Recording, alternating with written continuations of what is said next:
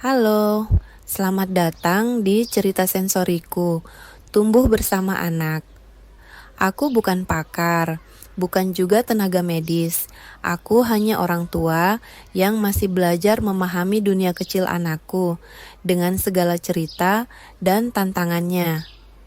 Aku membuat channel ini bukan untuk mengajarkan, tapi untuk berbagi. Karena mungkin di luar sana ada orang tua lain yang sedang berjalan di jalan yang sama dan butuh sedikit rasa tenang bahwa mereka tidak sendiri. Kadang aku memperhatikan hal kecil dari si kecil, seperti ketika ia sulit makan, makanan yang kusuapkan tidak mau ditelan, atau saat tekstur tertentu membuatnya enggan mencoba. Kadang ia sulit fokus dan tampak begitu aktif, seolah tak pernah lelah. Ada kalanya yang ia lakukan membuatku khawatir terhadap anak-anak lain di sekitarnya. Aku sempat berpikir, apakah ada yang salah dengannya? Atau ada yang belum kupahami sebagai orang tua? Hari demi hari, aku mencoba memahami perilakunya.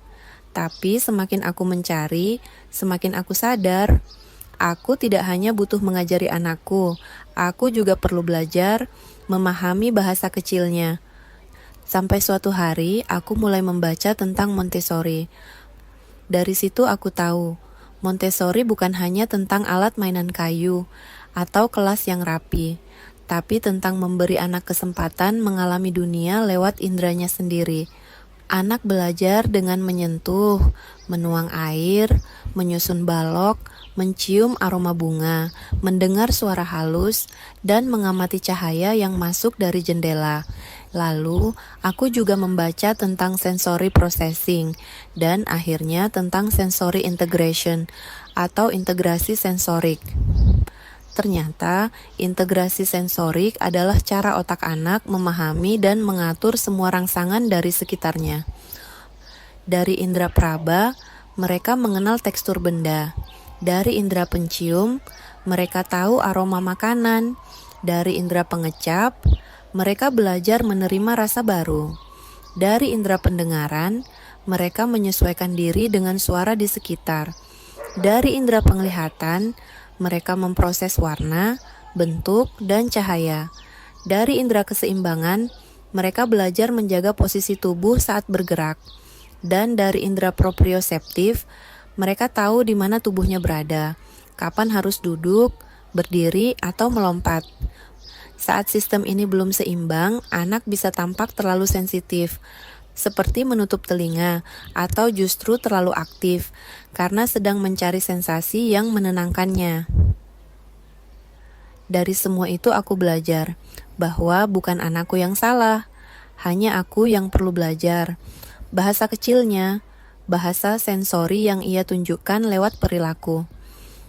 Dan sejak itu, aku mencoba melihat setiap reaksi bukan sebagai masalah, tapi sebagai bentuk komunikasi, karena setiap anak punya cara unik untuk berkata, "Aku sedang mencoba memahami dunia ini, Mama." Jadi, aku membuat channel ini untuk berbagi cerita. Mungkin ada banyak kisah di luar sana yang jauh lebih kompleks.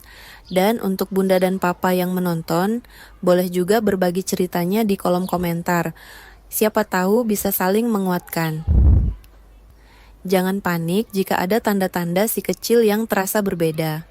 Segera konsultasikan ke pakar atau ahli medis, dan jangan pernah merasa malu, karena kita semua ingin yang terbaik untuk anak-anak kita. Kadang, langkah kecil yang tertunda bisa membuat kita berkata, "Andai saja aku melakukannya lebih awal." Semoga setiap cerita di cerita sensoriku membawa harapan, inspirasi, dan rasa hangat bahwa kita tidak sendirian.